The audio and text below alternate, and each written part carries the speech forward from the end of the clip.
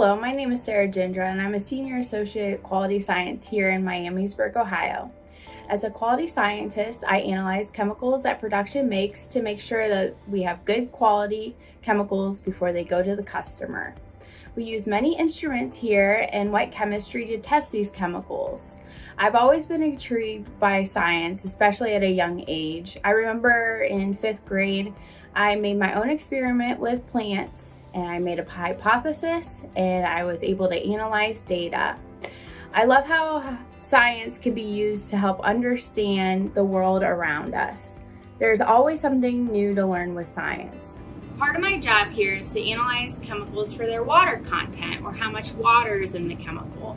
Many chemicals are hygroscopic, which means they love water.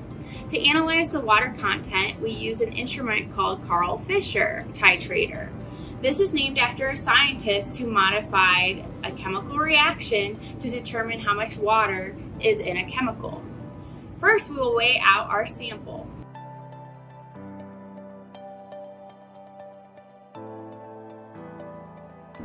So let's talk about this reaction. So this is a chemical reaction with iodine and water. And as the water is consumed in this reaction, there will be an excess of iodine. The electrode will detect this excess of iodine at the end point of this titration. And then we will have the detection of iodine versus time. And this is what we analyze. After some calculations, we will determine the water content. With science and instruments like these, I can help make sure that we produce the best quality chemicals for our customer.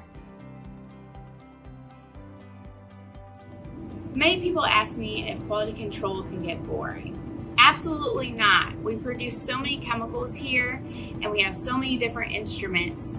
Part of my job is to figure out how to best to analyze the different compounds, and also how to troubleshoot instruments.